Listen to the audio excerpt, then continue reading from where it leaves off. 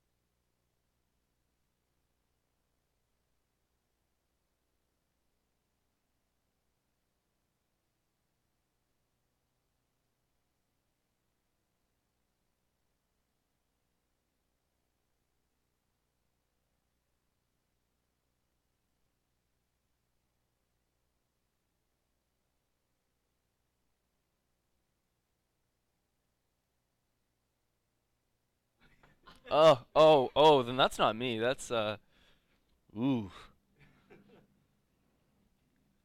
They're probably just wondering what was going on. um, it's weird because on YouTube it was still running. They probably should have just hit refresh.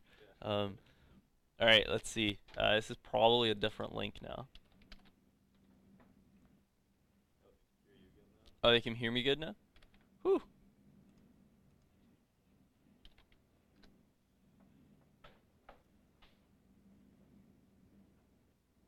Okay, are we back? Is that all good? You can hear me, but is the screen moving? Whoa. Yes, awesome. All right. So I guess to give a, I'm not sure exactly when you cut out. If it was after the intros, but basically I gave a bit of an overview of what we're going to be focusing on. The idea for this lecture, the goals of it are, I'm going to have a short discussion on what Markdown is, right? I know I mentioned it yesterday, but I really want to dive into it a little bit. And then the main bulk of the lecture is oh, okay, never heard anything. That's good. So the main bulk of the lecture is going to be a demo, where I'll be demonstrating my approach for building towards a solution to a problem, right? What I'm going to show you is coding incrementally, right? You'll see exactly what that means, but the gist of it is adding a little bit of code at a time. How I debug things. So when I run into problems, like what is my approach for figuring out what the problem is? Manually testing parts of my code to see if the specific portions of my code actually do what I thought I told them to do, and overall a focus on writing clean, legible code. So that's what we're going to look at over the course of the lecture. Please do let me know if I do like disconnect again. So I said that I wanted to start with a discussion on Markdown.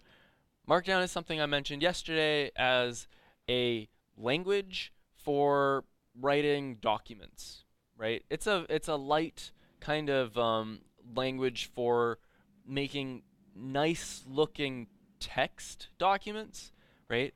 That can be rendered with particular style, but even if they're not rendered, are still encoding some easy to digest information. Meaning, if you look at what's going on my screen right now, it's regardless of the color of the text, it's evident that this line here holds some different meaning than this line over here because of the little pound sign at the front, right? The little hash. Or it's evident that this line here, or like these lines here, are different than this line because these lines start with a dash, right? Um, there's a whole bunch of little symbols and a whole bunch of little structures that you can use to make nice looking documentation. And it's I happen to find it really useful for taking notes. So if you want to do headings, it'll be a hash. If you want to do subheadings, it'll be multiple hashes. So 3 is like heading 3 or whatever. Lists are going to work the way you kind of expect them to. But what they can be really useful for, or what Markdown can be really useful for, is embedding code into your notes. Right? So sometimes you want to take little snippets of code and just paste them into your notes as you do it. Um, and if I was to just go console.log hello world and 1, 2, 3, here's an array, and var name equals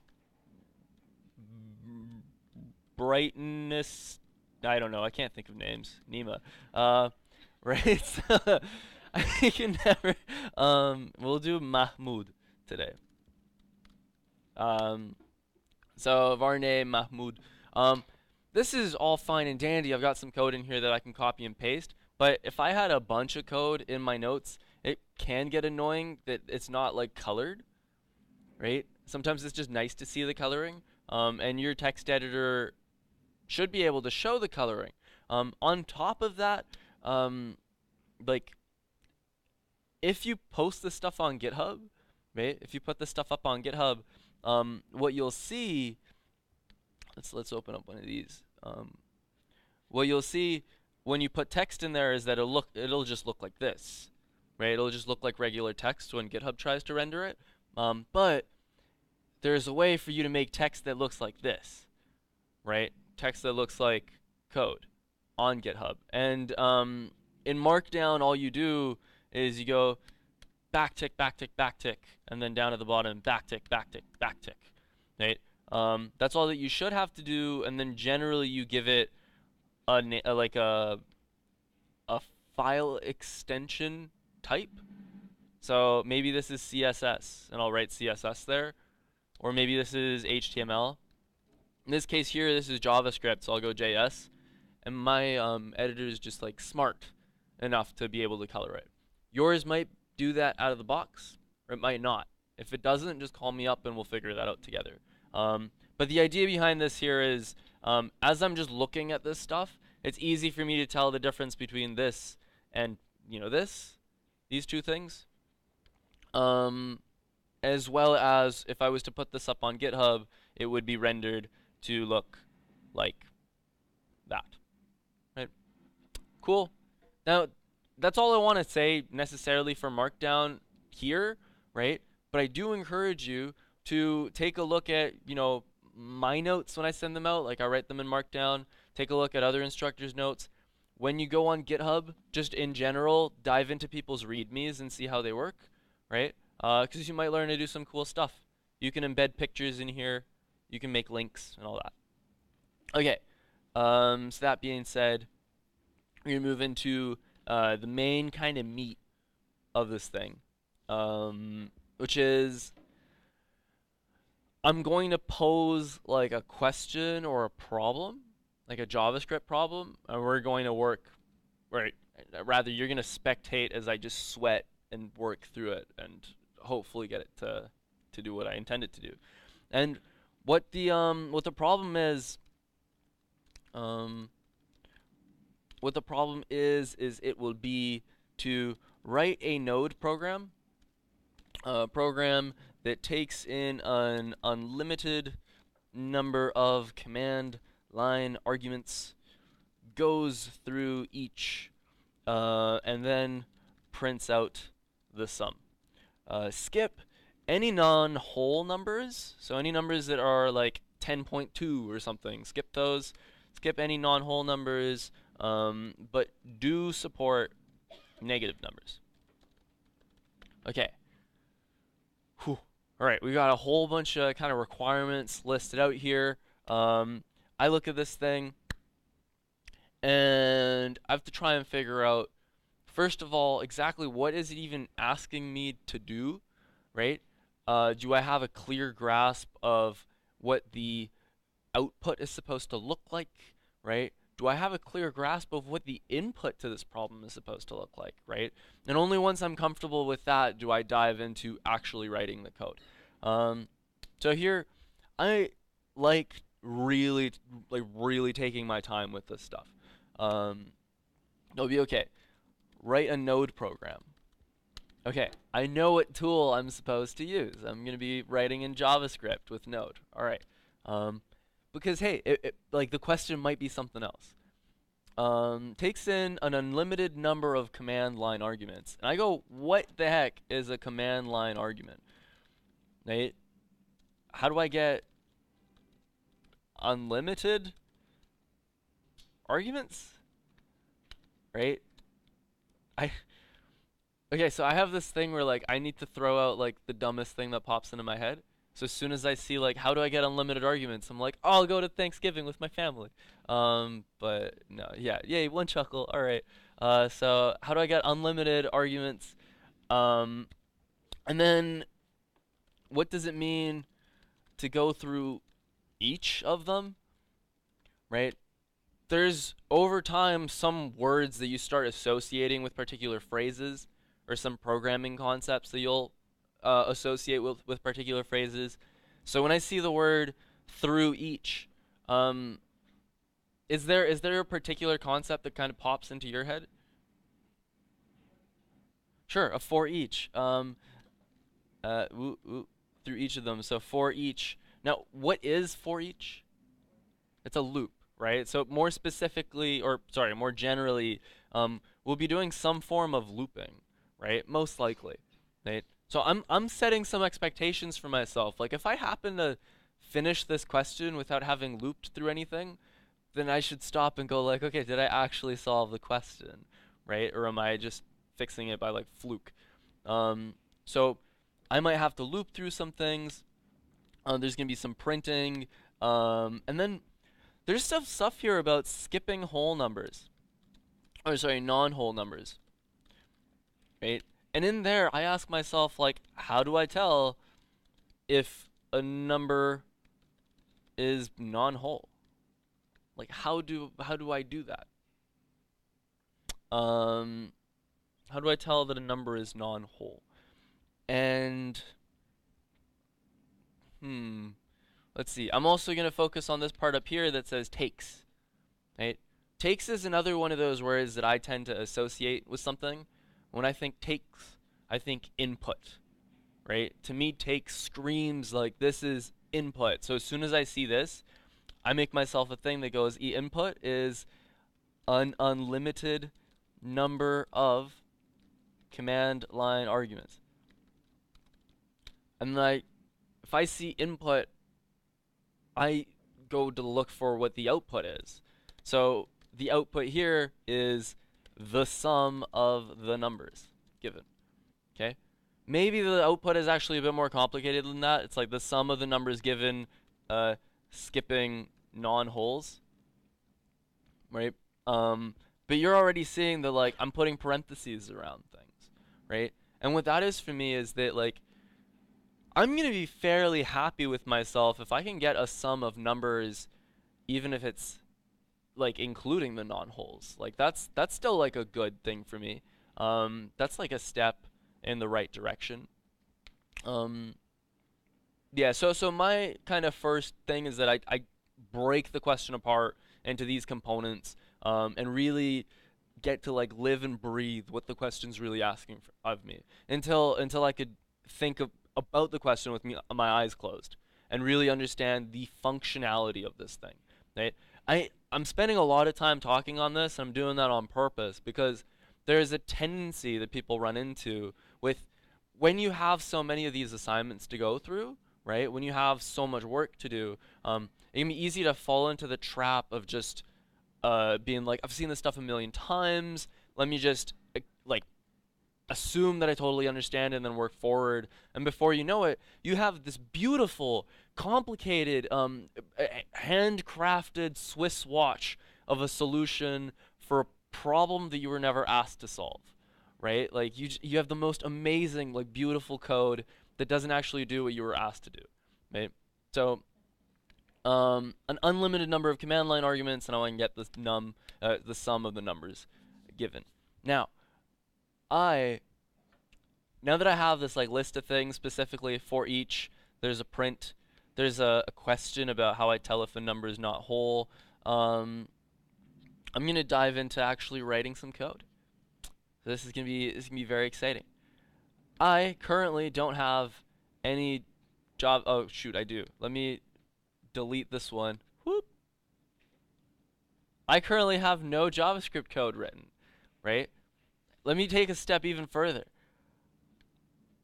I have I have no JavaScript files, right? Like nothing, absolutely nothing from essentially scratch except for a package JSON that I've made, which is just something that I'm doing for my linter. So ignore everything here except for the README, right? Now, I'm going to be taking a fairly annoying approach to working through this, right? And I want you to just bear with me, right? This is going to go at a glacial pace, right? Um, this is called incremental programming, right? I'm being incremental here in the sense of I start from one little piece and I add a little bit at a time. And I'm going to do this in kind of like a two-step process where I will make a hypothesis, right? And then I will test that hypothesis, right? You know what? Let me augment it to 3 steps. I will then make some changes, right? So 3 steps is gonna go make hypothesis, test hypothesis, and then make changes. And then this whole thing, rinse and repeat forever. Right? Make hypothesis, test hypothesis, make changes. My hypothesis at the right off the offset, I'm gonna get really just super into it. I'm like, you know what? When I run node index, whoops, I have to run a command on my computer before I run node, so there you go. I'm gonna go node index.js, right? And I'm gonna expect this to somehow just print out a bunch of numbers, right? Or no, let me rephrase it. I'm gonna go node index.js, and I'm gonna expect this to print out a sum of numbers, right? Okay, nothing happened that was good. Almost nothing good happened. It was all bad. I got a big old error, right? I didn't get any sum. I didn't get any oh, please enter numbers. What I actually got was an error thrown, right? I'm gonna use the phrase the wording throw an error, which means when there is a problem, your program just kind of deals with it like a hot potato. Like it'll just go hot and toss it up into the air. And if there's nobody there to catch that error, your program crashes. So here there was an error, and the error was specifically I can't find index.js, right? Because I just deleted it. Right. Fair. There's no index.js. I'm gonna go ahead and make an index.js. Right. So I had a hypothesis. I tested it. It didn't hold up to what I thought it would do. Now I can adjust my hypothesis, right? I've made a particular change. I'm gonna say, okay, I've gone touch index.js. Maybe I'm not gonna get a sum of numbers out yet, but what I might get is not this error, because it will know that I can find index.js. Right? And I go node index.js, and absolutely nothing happens. Nothing happens, and that's totally fine, right? Because I didn't write any code. Right? I didn't write anything. So I'm gonna open up index.js here, and I need to make a decision, right? I need to make a decision about how I'm going to approach this problem in the sense of what direction am I going to take, right? So if the question is asking me for returning or creating this output given this input, I can decide to start from either end of the thing, right? I could either start acting as if I have the input, right? Pretend I have the input and start formatting an output and work my way backwards, right? Oh, whoops. I am so sorry, Calgary. That actually hurt a lot. Whoop. I can work my way backwards by pretending that I do have the input and then just working up. Or I can do the opposite and start working from the logical kind of beginning point, which is how do I even get the input in the first place, right? That's a completely different kind of question. So for today's purposes, I'm going to choose the second part. So two options. Start from the output or start from the input. I want you to kind of play around over the course of the week and see what kind of pattern you feel comfortable with. And I promise you it's something that'll evolve over the years, right? It'll take time before you find something that you're very comfortable with. And it'll also depend on the actual tech or the problem that you're dealing with. But today what I'm going to do is first say, hey, how do I actually get an unlimited number of command line arguments? Right? Also, what is a command line argument? Right? Those are probably good places to start. So, does anybody here know what a command line argument is? Excellent, right? Maybe I don't either. And that's a place to really stop and say, okay, like I actually don't understand the full question yet, right? So I can't really start writing any code because the format of my input, um, I'm not even fully comfortable with that what that is yet. So I'm gonna go ahead and Google and go, what is a command line argument node, right? And there's a couple entries in here. Uh, Google will usually like promote something. I don't always find that that's the best thing to take a look at. Um, I find that if you write your Google search in the form of a question, often what you'll find is really nice Stack Overflow entries. Really good posts on Stack Overflow. And I'm seeing a couple in here. There's one called How Do I Pass Command Line Arguments? Get Command Line Arguments. How do I pass command line? Oh, that sounds like the question that I just asked myself.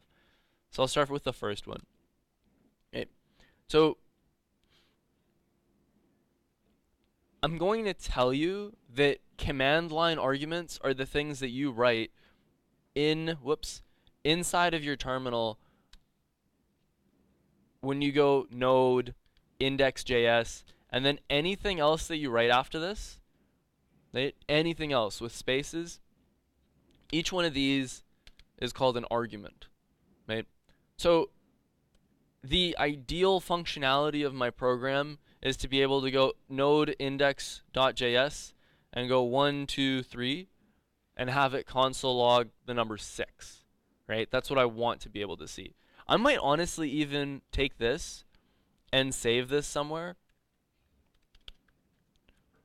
and save it somewhere for myself so that I can make a little test bank, right? A little set of scripts that I can use to ensure that I'm actually building towards the solution that I want. And I say, oh, node index.js, this should do 6. Maybe if I do node index.js, and this isn't HTML. This is like, can I do bash in here? No. So node index.js 5, 7, 9. We'll do 21. Thank you. So 21. So this one was 6.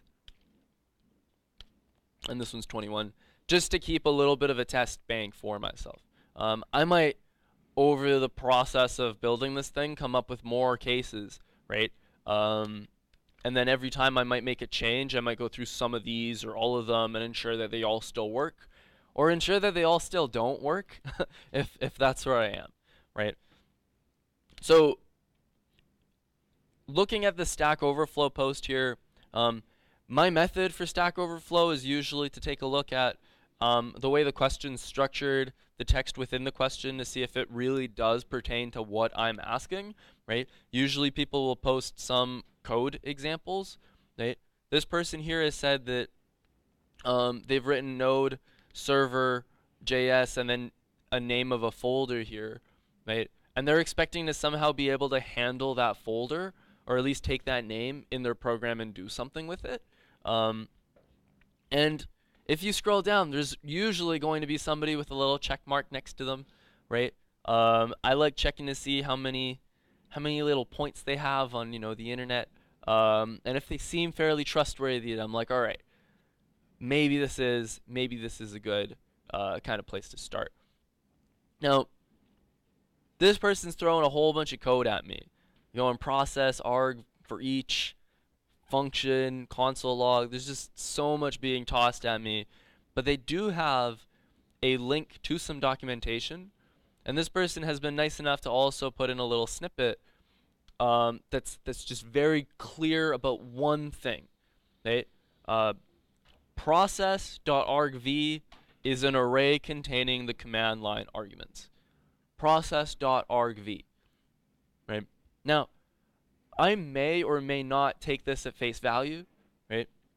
What I could do is genuinely just hop into my code and go console.log process.argv and see what happens. Right? This isn't really a step towards my solution for the problem, right? But I want to get comfortable with exactly like what are the little Lego pieces that I'm using to put this thing together. So console log process.argv, I'm going to form a little bit of a hypothesis, which is if I go node index 1, 2, 3, I should receive an array that shows me 1, 2, 3, right? That's what I'm hoping for. I want to enter, and what actually got printed out, it was an array, but it wasn't an array of 1, 2, 3. It was an array of 5 things, right? It turns out that among the command line arguments are things that I didn't thought I had entered, right? So the location where node lives on your computer, that's a command line argument. The actual file or script that you're running, that happens to be a command line argument. And then it's followed by the things that I'd written, 1, 2, 3. And I'll notice that if I add more things here, this array gets bigger to accommodate for that. If I don't write anything, then it's only those first 2. Either way, there's always going to be those first 2. So I'm on my way to solving this problem, which is I can actually get an unlimited number of command line arguments by going process.argv, but this is all my arguments. This is all of my arguments. And I only want, at this point I have a new question, is how do I get rid of the first 2?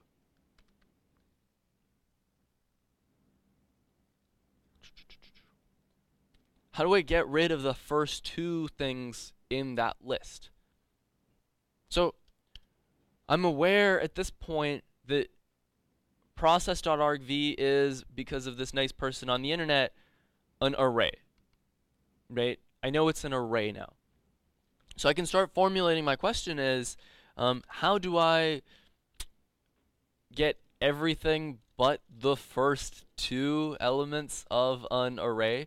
Now, watching me Google things might feel a little bit like watching your grandma Google things, because I'm like writing out questions like, "Dear Google, like how do I like do all this stuff?"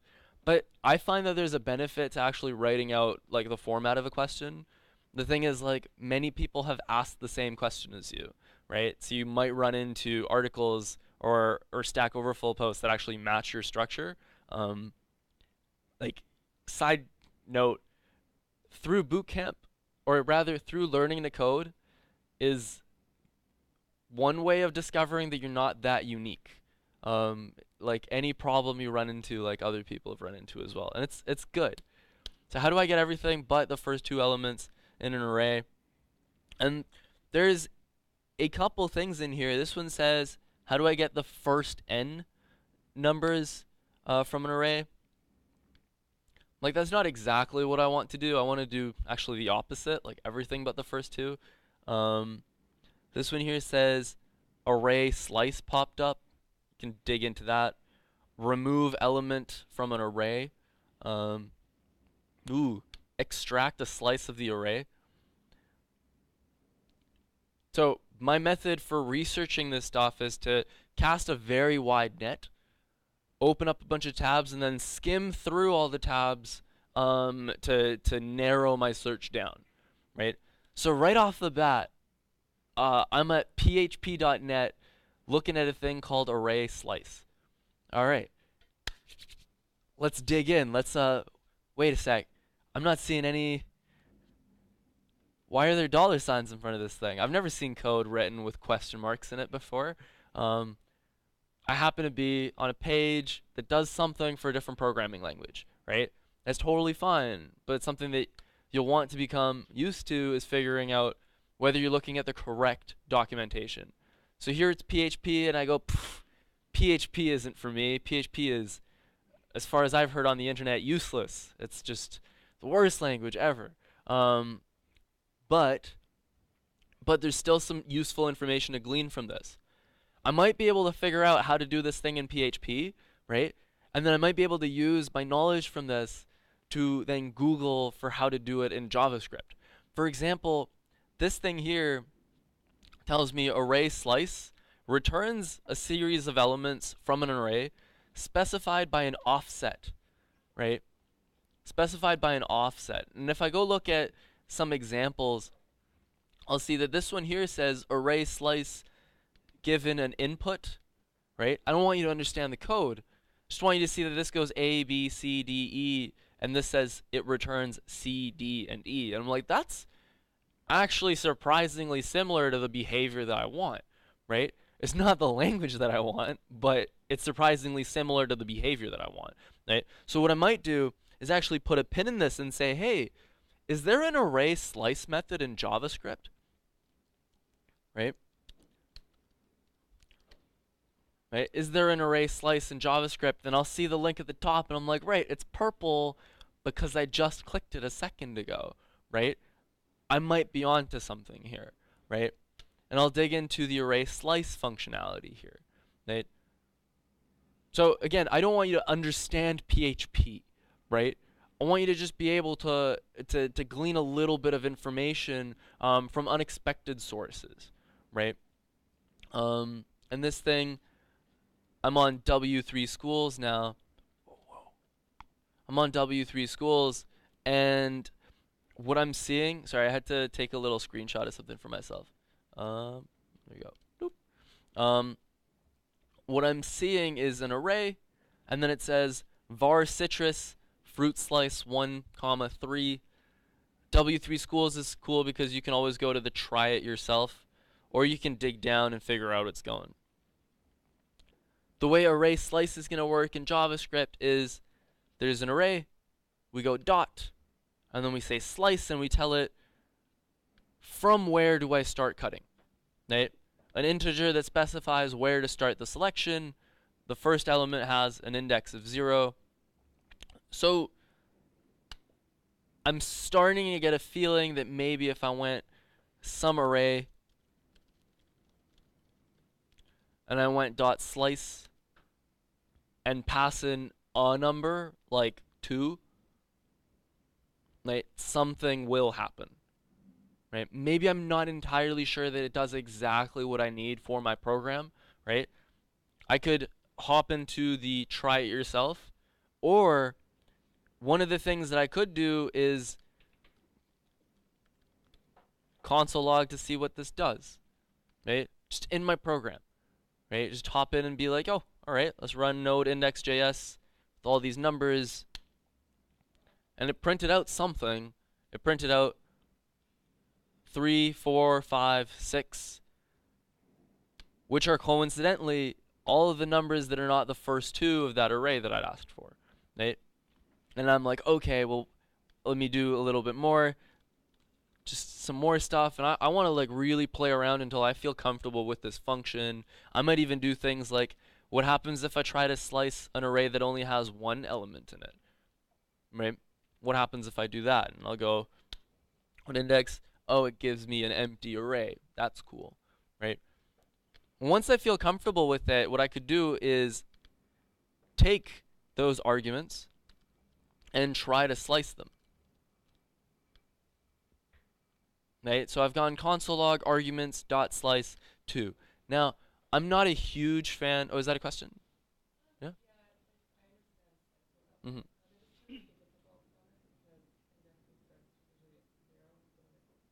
Mm-hmm. So indexing does start at 0. The number here, if I was to look at the documentation, the start is the integer that specifies where to start the selection, right? So if I was to look at whoops, sorry about that. If I was to look at an array like, we'll just do A, B, C, D, E.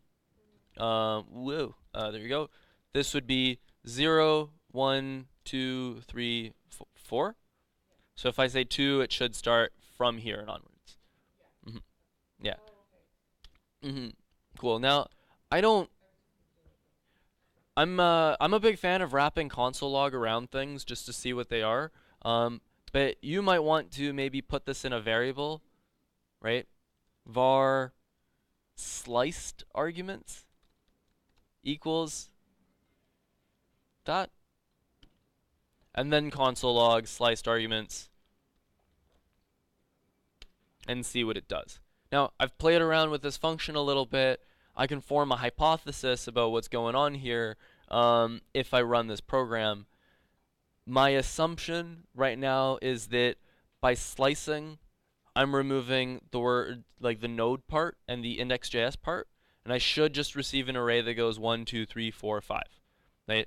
I'm gonna press enter, and I got back 1, 2, 3, 4, 5. Right? I got 1, 2, 3, 4, 5 in it. There's some interesting stuff going on here, specifically the fact that each of these numbers has quotes around it. So that's something I'm gonna have to explore. But essentially, I did fulfill that particular hypothesis, right? I can kind of mark that thing checked. So how do I get rid of the first two? Well, it's this thing particularly. Now, it is 9:51. So what I want to do is show off one thing, right? Give you a short break, and then continue on. And we're gonna pick up the pace a little bit.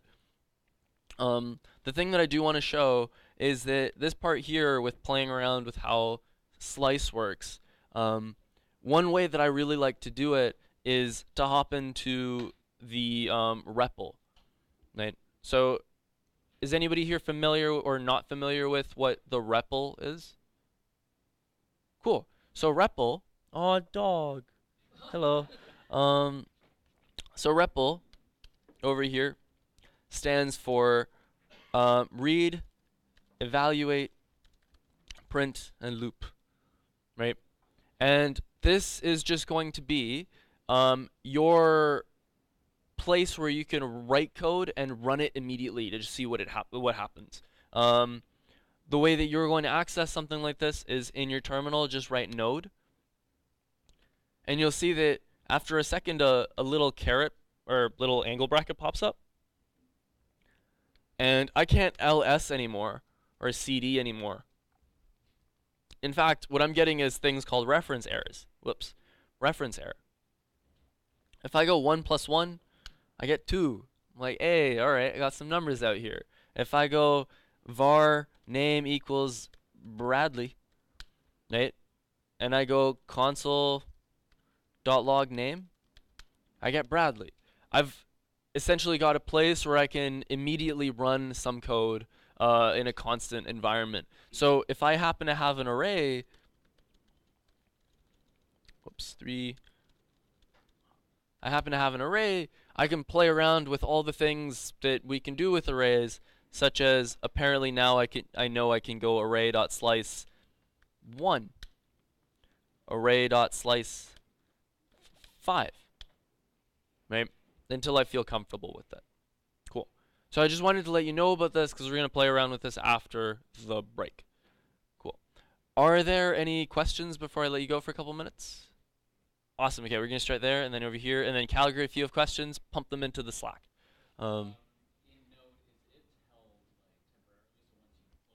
Mm-hmm. Right. So all of this stuff right here, I keep having access to it until I go Control C and then Control C again. Right? And now the REPL has closed. If I was to open up Node again and I go array, that array no longer exists. Does that answer that? Awesome. Question over here?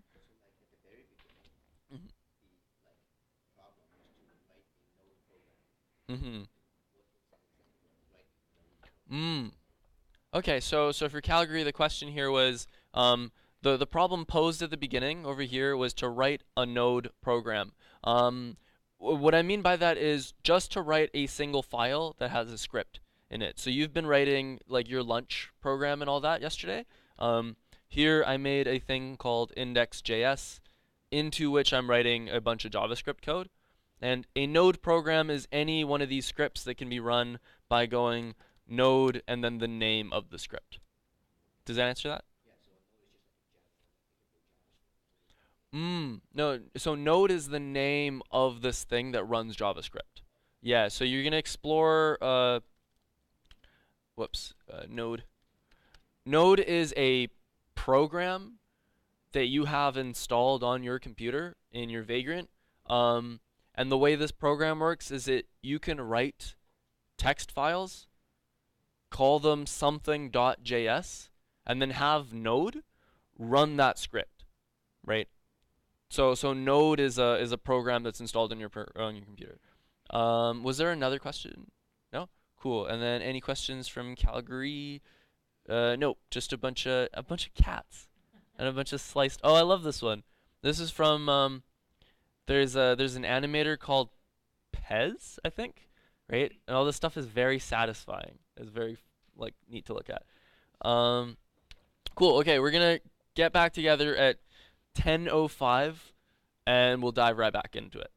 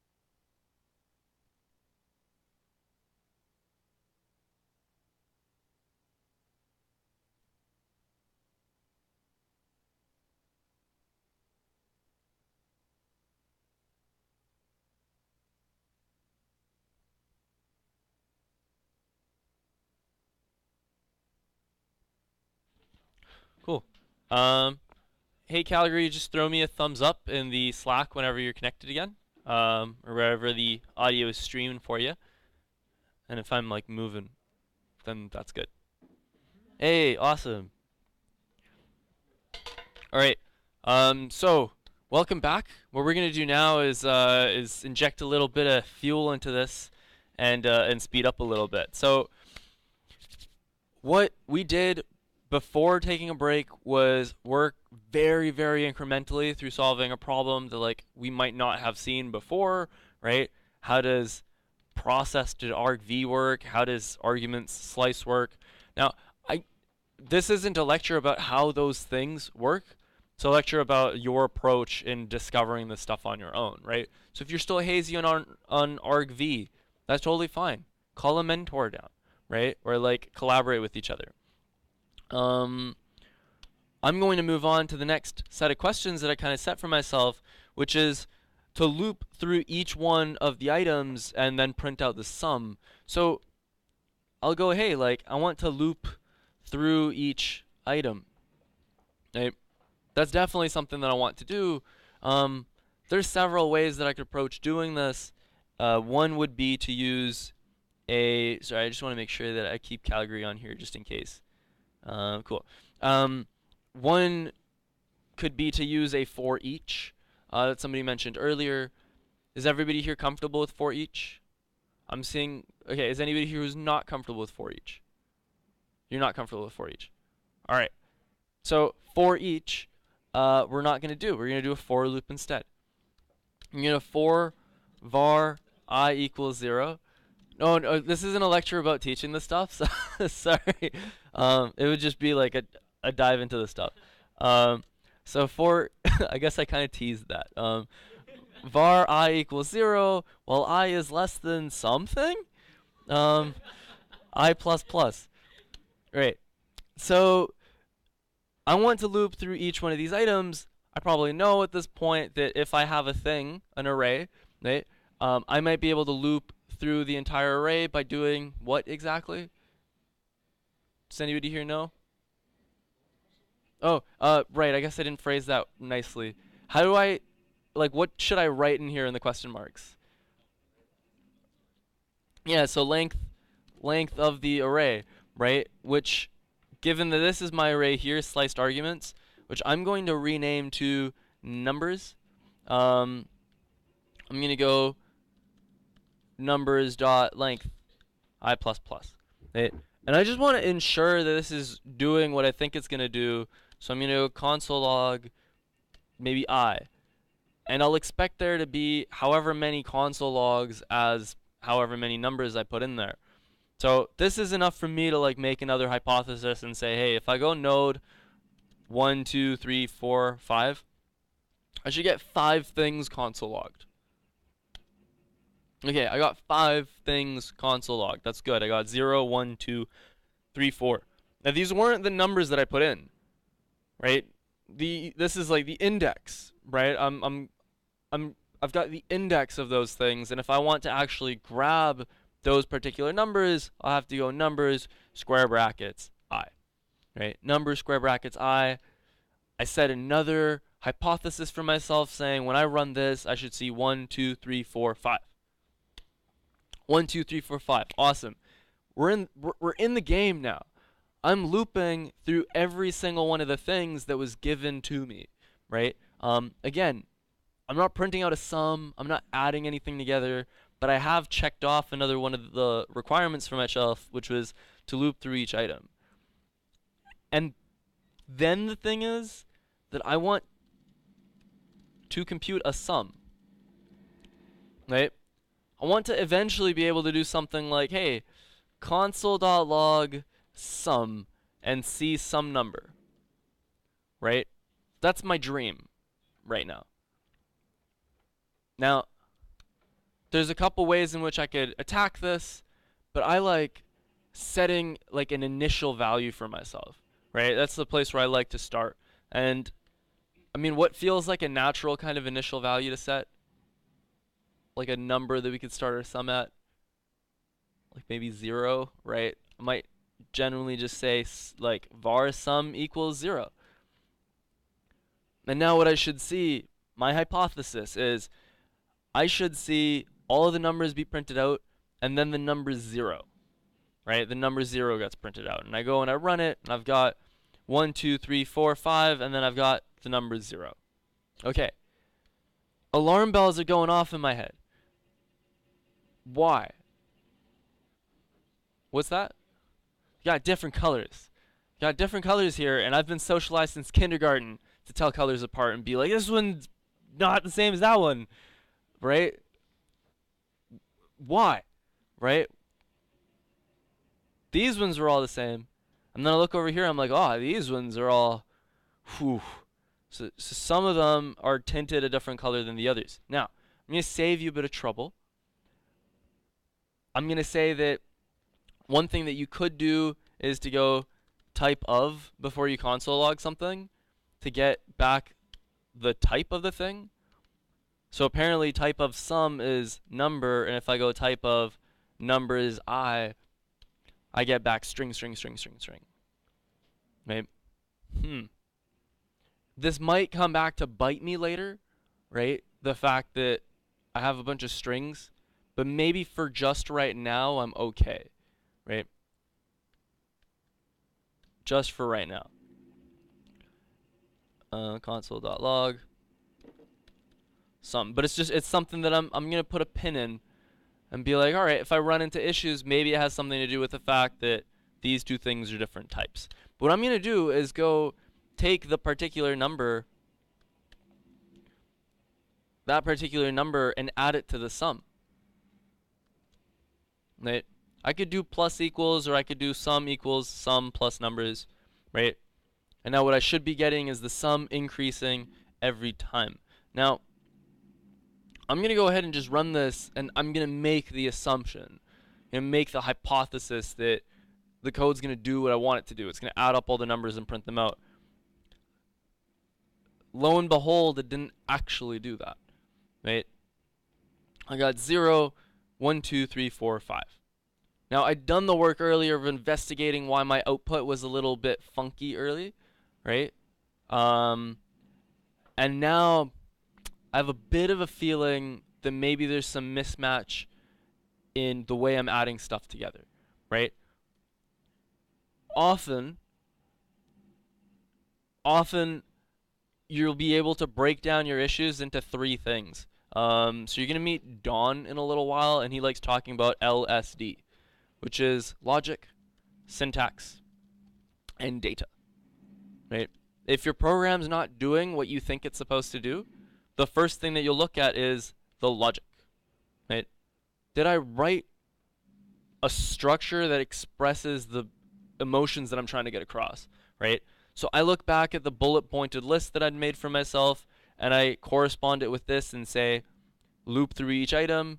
I'm looping through each item. Computing a sum, well, it seems to me that I'm adding these things together, right? The high level structure of it seems to work, right? Then I'll dive into the syntax, right? Dive into the syntax, and it might be things like, ooh, I had maybe 2 square brackets around something, right? And I can go ahead and fix that stuff, right? Syntax, right? If it's not the logic and it's not the syntax, then often your issue is with the data, right? And that's what my issue is with right now, is that my sum is a number. The numbers coming in through the command line are strings. And when we try to add 2 strings,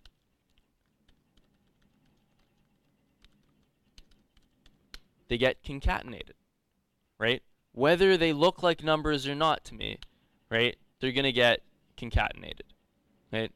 Learning experience. So the question here is,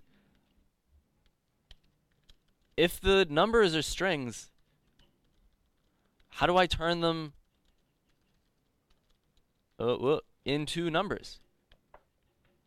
Right? I've posed a new question for myself. What I'm going to do is make a variable called string number.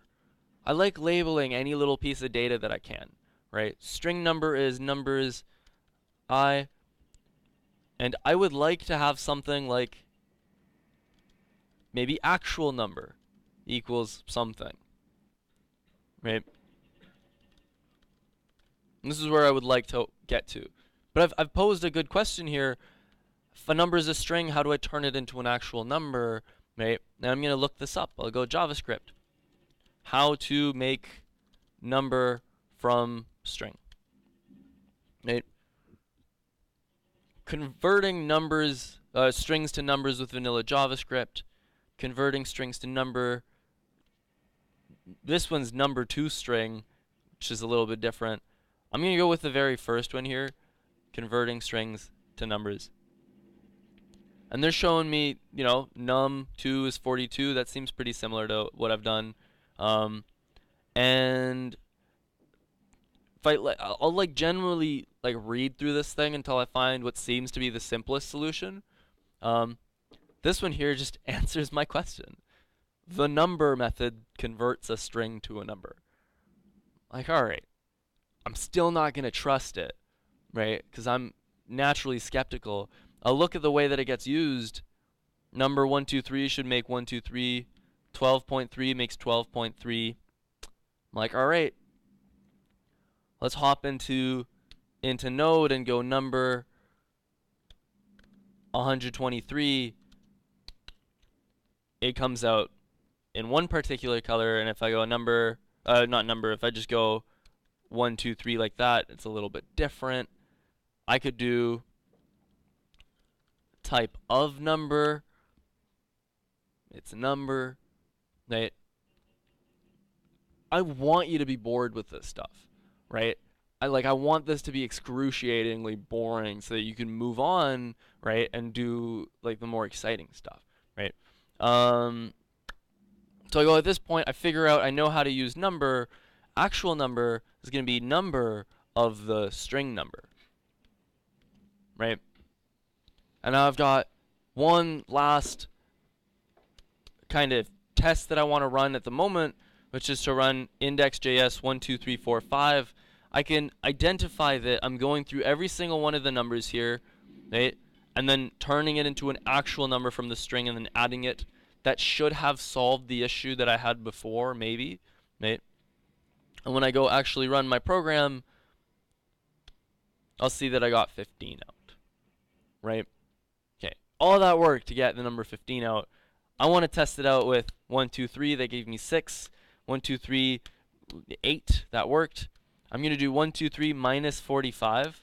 That gave me a negative number. That's pretty cool. So it looks like I got that stuff. And then I do 1, 2, 3, 10.2, and it should still give me 6 because of the requirement that I was given. But it gives me 16.2, right? So I still haven't hit that one part of the requirements that says skip any, where'd we go? Skip, where did I put it? Skip the non-whole numbers. Non-whole. Right, skip the non-whole numbers. Now, I don't want to do that for you right now. I just kind of invite you to take a look at how to do that once you receive the notes from me, or if you want to dive into it. But you'll take the same approach that I took, right? Maybe more iterative, maybe less iterative, right? Like whatever kind of works for you, mix and match. It's 10:24. I'm gonna mute and cough. Okay, there we go. So it's 10:24. What I want to show you is a thing called the node debugger. I did not. Was that a question? Oh yeah.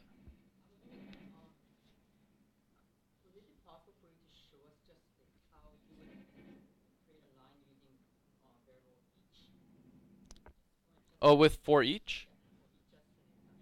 So if I was to do this with for each, I would have done something like taking the numbers, right? And then for each is a function that lives inside of numbers because numbers is an array. So any array is going to have this for each method inside of it. And then to it, you do something that looks like this. I zoomed through this because this is stuff that I want you to be introduced to through the lectures and the readings. But the way for each is going to look like is something like this, where for each number in numbers is the way I would read this. And then the inside of this is going to work almost exactly the same, except instead of doing numbers square bracket I could just go number, right? And the rest of this code is going to work functionally the same, right? I'm going to comment this out and just leave it in here in case you want to take a look at it, but I just want to stress that for each is not a learning requirement for today. Is that a question? Yeah.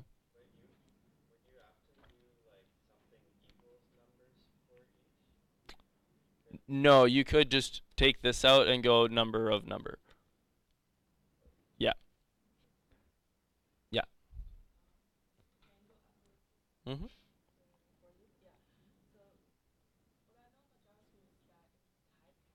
Mm-hmm.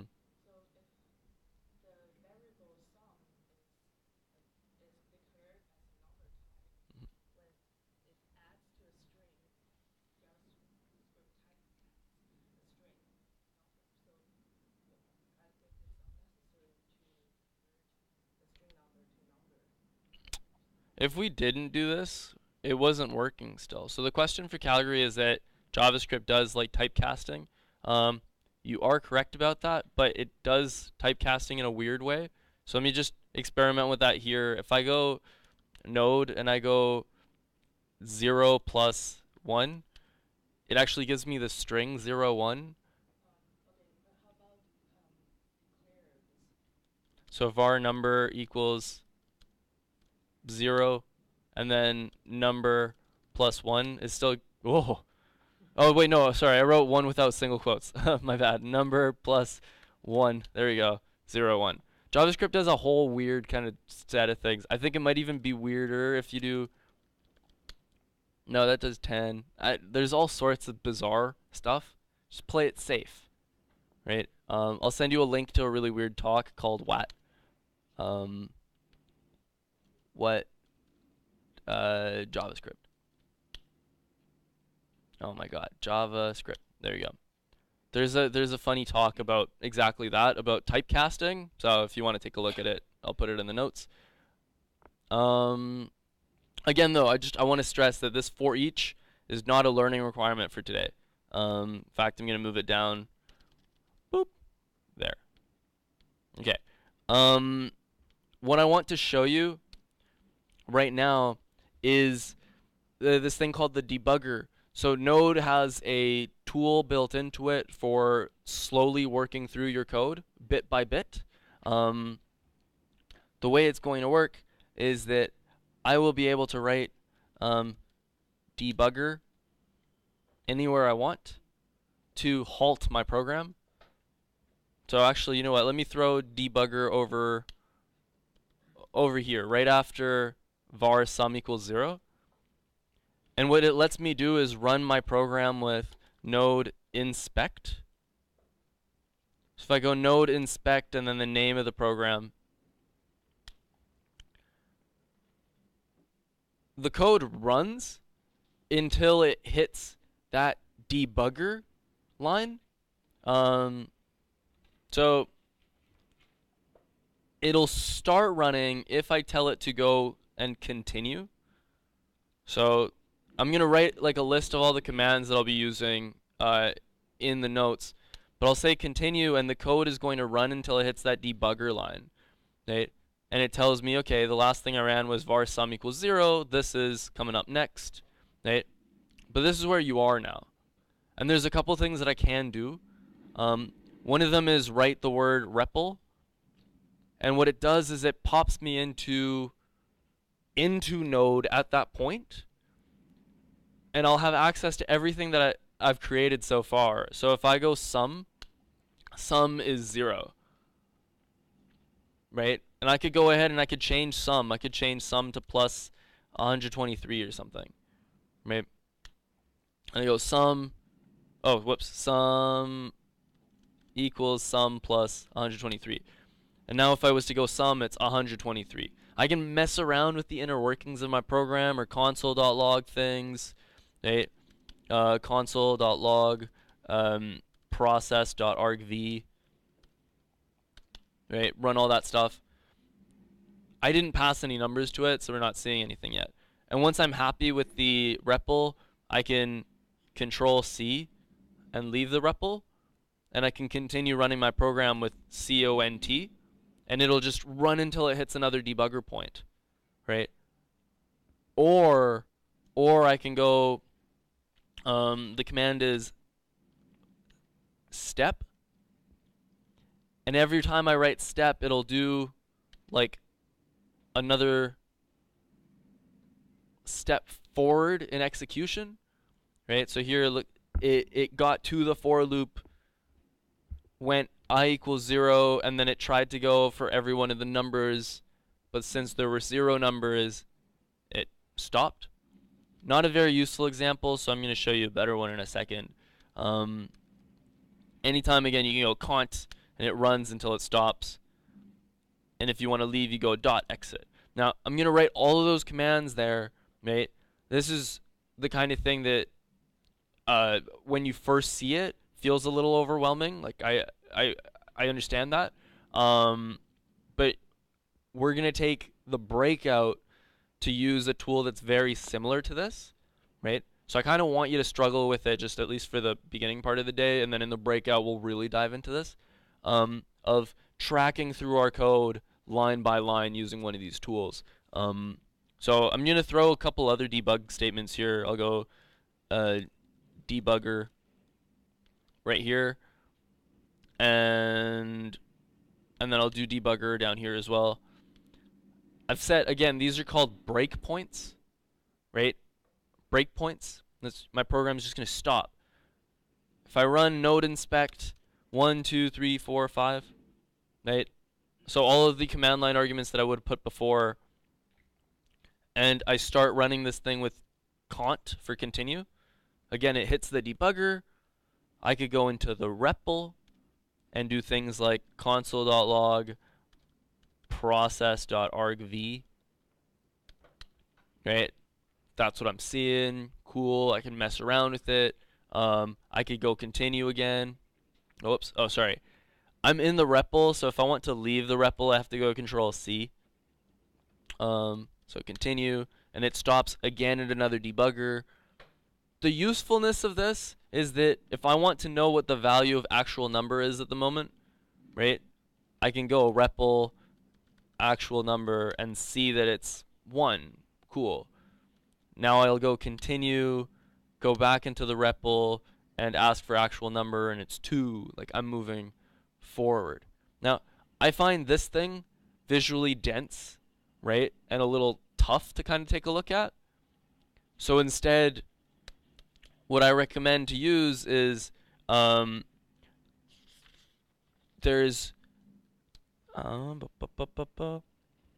a way of running the inspector so that it connects to your browser, which offers a nice visual place instead. So when you first run node inspect, it'll print out a bunch of stuff, including some weird link or whatever, right? ws://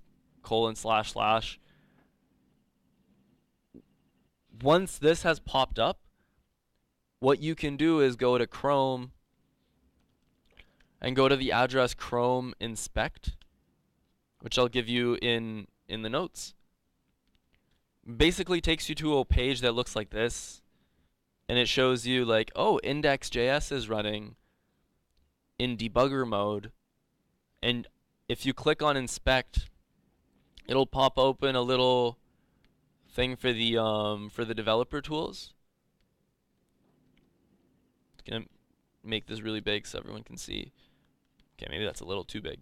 Whew. Okay, the developer tools, which offers nice syntax highlighting, and it'll show me where the code currently is running. And I'll be able to see buttons on the side here that say things like resume script execution, and it will resume until it runs into the next debugger. At any one of these lines where there's stuff being saved into a variable, it'll even show me what the value of that variable is. Can be useful for debugging purposes. I can keep going, continue. and it'll show me as the stuff runs, right? If I want to play around with stuff, there's a little console down here. So say I went sum is 0, right? I go continue, and I do sum is 1, right? Say I want to really mess around with my code, and I go sum equals 123, right? I've now changed the value of sum, and if I continue, I'll see that sum is now 125, and then it goes 128, because it's adding the particular number every time, right? So you can like mess around with your code this way. The debugger is, I want to stress, not a tool that I want you to be comfortable with in this first week, right? I've been coding for quite a number of years at this point, and I still sometimes fumble with it, right? But it's good to know that it's there in case you need to figure out exactly what's going on in your program, right? Maybe you're not looping as many times as you thought you were. Throw it into the debugger and see. Okay. Again, I will have notes about how to actually use the debugger sent out, right? So you can read through that. There are previous notes from other lectures if you want to cross-reference with there. Otherwise, are there any questions about the stuff that we've covered today? Cool. So today is lecture-wise like more theoretical or more like process-driven, like how are we going to do this stuff? But you're going to notice that over the course of the week, the lectures are going to get more and more concrete in JavaScript stuff, right? And then starting next week, it will be like HTTP stuff, and we won't do as much of this this how-to approach things anymore. So kind of try to soak in as much of that as you can in this first week. Cool. There don't seem to be any questions from Calgary. Oh, is there a debugger in Sublime? That's a great question. My answer to that is yes. So Calgary asked if there's a debugger in Sublime. So Sublime lets you install a whole bunch of like little plugins and stuff. So if you look up for Sublime like node debugger, you should be able to find a plugin that does that for you. I've personally never used any of them in Sublime, right? There is a debugger in Visual Studio Code that I make use of sometimes. So I'll make a note to myself to add in links to that. So links to debuggers for editors. So Sublime and VS Code for now, maybe Atom as well. The answer is yes. There are debuggers there, and I encourage you to take a look at them if you have the time. Cool. So no other questions? Awesome. I'm going to be around for the rest of the day, and then I see you guys again at like 3. It's going to be a good time. Awesome. Notes will be out fairly soon. Oh, yeah, you're welcome.